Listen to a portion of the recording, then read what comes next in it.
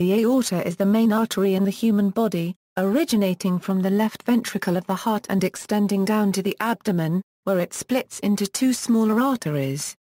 The aorta distributes oxygenated blood to all parts of the body through the systemic circulation. Structure, sections. In anatomical sources, the aorta is usually divided into sections.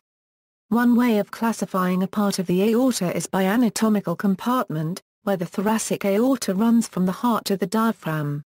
The aorta then continues downward as the abdominal aorta diaphragm to the aortic bifurcation. Another system divides the aorta with respect to its course and the direction of blood flow. In this system, the aorta starts as the ascending aorta, then travels superiorly from the heart and then makes a hairpin turn known as the aortic arch. Following the aortic arch, the aorta then travels inferiorly as the descending aorta. The descending aorta has two parts. The aorta begins to descend in the thoracic cavity, and consequently is known as the thoracic aorta. After the aorta passes through the diaphragm, it is known as the abdominal aorta. The aorta ends by dividing into two major blood vessels, the common iliac arteries and a smaller midline vessel, the median sacral artery. Ascending aorta. The ascending aorta begins at the opening of the aortic valve at the heart.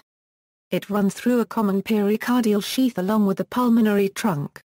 These two blood vessels twist around each other, causing the aorta to start out posterior to the pulmonary trunk, but ends by twisting to its right and anterior side. The transition from ascending aorta to aortic arch is at the pericardial reflection on the aorta.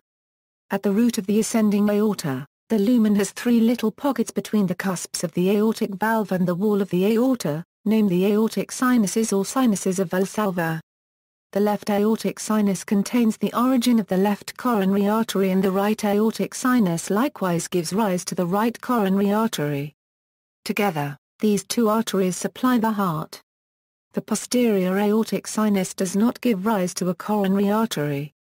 For this reason the left, right and posterior aortic sinuses are also called left coronary, right coronary and non-coronary sinuses. Aortic arch. The aortic arch loops over the left pulmonary artery and the bifurcation of the pulmonary trunk, with which it remains connected by the ligamentum arteriosum, a remnant of the fetal circulation that is obliterated a few days after birth.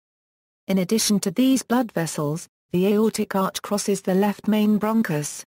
Between it and the pulmonary trunk is a network of autonomic nerve fibers, the cardiac or aortic plexus. The left vagus nerve, which passes anterior to the aortic arch, gives off a major branch, the recurrent laryngeal nerve, which loops under the aortic arch just lateral to the ligamentum arteriosum. It then runs back to the neck. The aortic arch has three major branches. From proximal to distal they are the brachiocephalic trunk, which supplies the right side of the head and neck, as well as the right arm and chest wall, the left common carotid artery, and the left subclavian artery. The latter two together supply the left side of the same regions. At the level of the intervertebral disc between the fourth and fifth thoracic vertebrae, the aortic arch ends and the descending aorta starts. Thoracic aorta. The thoracic descending aorta gives rise to the intercostal and subcostal arteries, as well as to the superior and inferior left bronchial arteries and variable branches to the esophagus, mediastinum, and pericardium. Its lowest pair of branches are the superior phrenic arteries, which supply the diaphragm, and the subcostal arteries for the 12th rib. Abdominal aorta. The abdominal aorta gives rise to lumbar and muscular phrenic arteries, renal and middle suprarenal arteries, and visceral arteries. It ends in a bifurcation into the left and right common iliac arteries. At the point of the bifurcation, there also springs a smaller branch, the median sacral artery. Development. In mammalian and avian embryological development, the pharyngeal arch arteries contribute to the normal pattern of the great arteries. The fourth aortic arch vessel survives in these vertebrates as the arch of the aorta, the third aortic arch vessel persists as the brachiocephalic artery or the root of the internal carotid, and the sixth arch contributes to the pulmonary arteries. the smooth muscle of the great arteries and the population of cells that form the aortic pulmonary septum that separates the aorta and pulmonary arteries derived from cardiac neural crest. This contribution of the neural crest to the great artery smooth muscle is unusual, as most smooth muscle is derived from mesoderm. In fact, the smooth muscle within the abdominal aorta is derived from mesoderm, and the coronary arteries, which arise just above the semilunar valves, possess smooth muscle of mesodermal origin. A failure of the aortic pulmonary septum to divide the great vessels results in persistent truncus arteriosus. Histology. The aorta is an elastic artery, and as such is quite distensible. The aorta consists of a heterogeneous mixture of smooth muscle, nerves, intimal cells, endothelial cells, fibroblast-like cells, and a complex extracellular matrix. The vascular wall consists of several layers known as the tunica adventitia, tunica media, and tunica intima. The thickness of the aorta encourages an extensive network of tiny blood vessels called vasa vasorum, which feed the outer layers of the aorta. The aortic arch contains baroreceptors and chemoreceptors that relay information concerning blood pressure and blood pH and carbon dioxide levels to the medulla oblongata of the brain. This information is processed by the brain, and the autonomic nervous system mediates the homeostatic responses.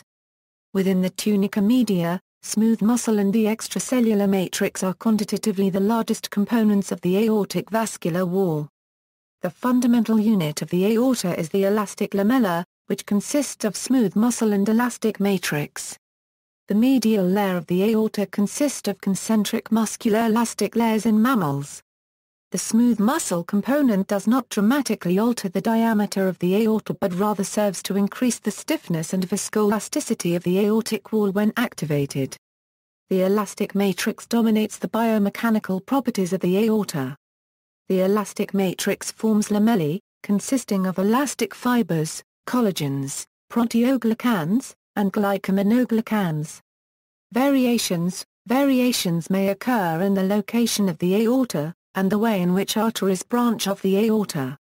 The aorta, normally on the left side of the body, may be found on the right in dextrocardia, in which the heart is found on the right, or situs inversus, in which the location of all organs are flipped. Variations in the branching of individual arteries may also occur. For example, the left vertebral artery may arise from the aorta, instead of the left common carotid artery. Function. The aorta supplies all of the systemic circulation, which means that the entire body, except for the respiratory zone of the lung, gets its blood from the aorta. Broadly speaking, branches from the ascending aorta supply the heart, branches from the aortic arch supply the head, neck and arms, branches from the thoracic descending aorta supply the chest, and branches from the abdominal aorta supply the abdomen. The pelvis and legs get their blood from the common iliac arteries. Blood flow and velocity. The pulsatile nature of blood flow creates a pulse wave that is propagated down the arterial tree, and at bifurcations reflected waves rebound to return to semilunar valves and the origin of the aorta. These return waves create the dicrotic notch displayed in the aortic pressure curve during the cardiac cycle, as these reflected waves push on the aortic semilunar valve. With age, the aorta stiffens such that the pulse wave is propagated faster and reflected waves return to the heart faster before the semilunar valve closes, which raises the blood pressure. The stiffness of the aorta is associated with a number of diseases and pathologies, and non-invasive measures of the pulse wave velocity are an independent indicator of hypertension. Measuring the pulse wave velocity is a means of determining arterial stiffness. Maximum aortic velocity may be noted as Vmax or less commonly as AO-Vmax. Mean arterial pressure is highest in the aorta, and the MAP decreases across the circulation from aorta to arteries to arterioles to capillaries to veins back to atrium. The difference between aortic and right atrial pressure accounts for blood flow in the circulation. When the left ventricle contracts to force blood into the aorta expands. This stretching gives the potential energy that will help maintain blood pressure during diastole, as during this time the aorta contracts passively. This Weinkussel effect of the great elastic arteries has important biomechanical implications. The elastic recoil helps conserve the energy from the pumping heart and smooth out the pulsatile nature created by the heart. Aortic pressure is highest at the aorta and becomes less pulsatile and lower pressure as blood vessels divide into arteries, arterioles, and capillaries such that flow is slow and smooth for gases and nutrient exchange. Clinical relevance: aortic aneurysm are uromycotic, bacterial, senile, genetic, associated with valvular heart disease. Aortic coarctation are uropreductal, postductal, aortic dissection, aortic stenosis, atherosclerosis, Ehlers Danlos syndrome, Marfan syndrome, trauma, such as traumatic aortic rupture, most often thoracic and distal to the left subclavian artery and often quickly fatal, transposition of the great vessels. See also dextrotransposition of the great arteries and levotransposition of the great arteries. In other animals, all amniotes have a broadly similar arrangement to that of humans, albeit with a number of individual variations. In fish, however, there are two separate vessels referred to as aortas. The ventral aorta carries deoxygenated blood from the heart to the gills. Part of this vessel forms the ascending aorta in tetrapods. A second, dorsal aorta carries oxygenated blood from the gills to the rest of the body, and is homologous with the descending aorta of tetrapods. The two aortas are connected by a number of vessels, one passing through each of the gills. Amphibians also retain the fifth connecting vessel, so that the aorta has two parallel arches.